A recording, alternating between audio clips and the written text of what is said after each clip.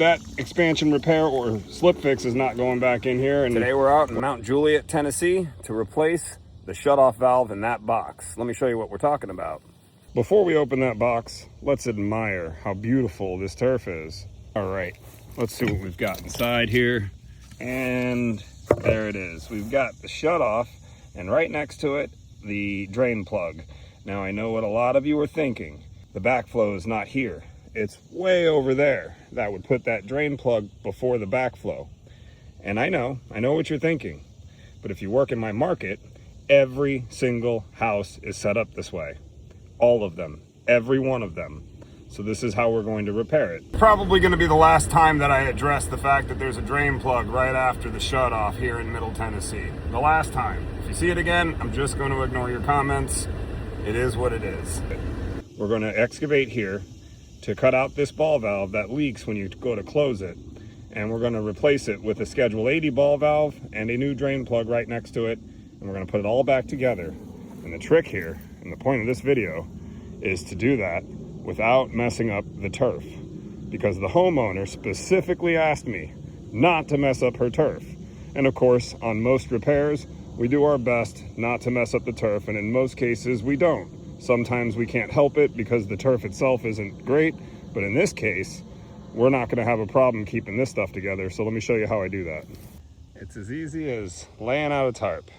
We're gonna cut a clean square around this box of the grass, lay that to the side, and then dig out all the dirt and put that on the other side. I'll show you what that looks like next. And that's what I was talking about. Now that we've got all the sod removed, and you can even see where the valve box lays, we're gonna place all of the dirt over here so that we can access the pipes. I'll show you what that looks like next. And there's our leaky ball valve, all excavated. I'm definitely repairing this differently than you see here, but more importantly, there's all the dirt, there's all the grass, there's the valve box. Not making a mess here.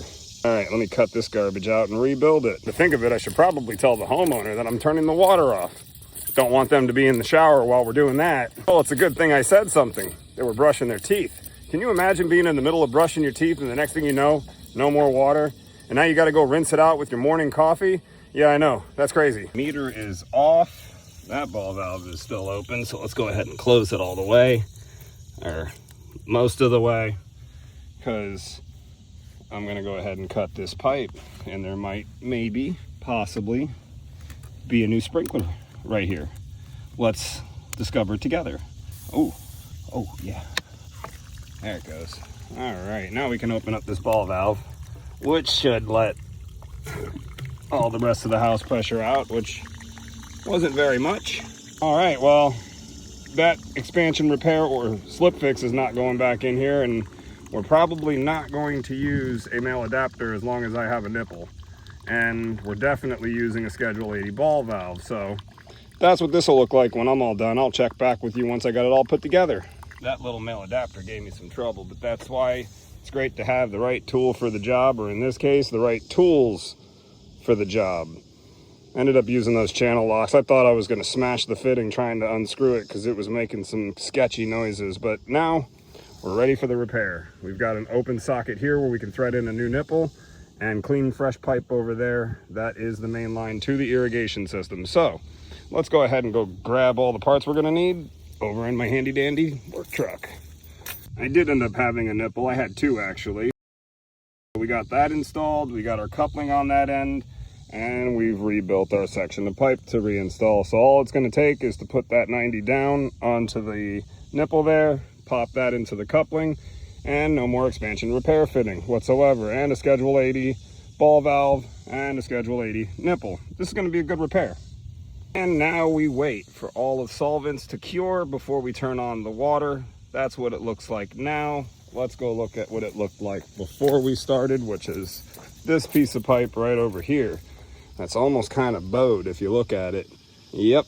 All right, that's the old crap, that's the new crap. We're gonna go ahead and wait for the glue to dry, and then we're gonna test our repair, and then carefully place all of the clay back into the hole, put all of the grass right back where we found it, and then I'll show you what that looks like when I'm done.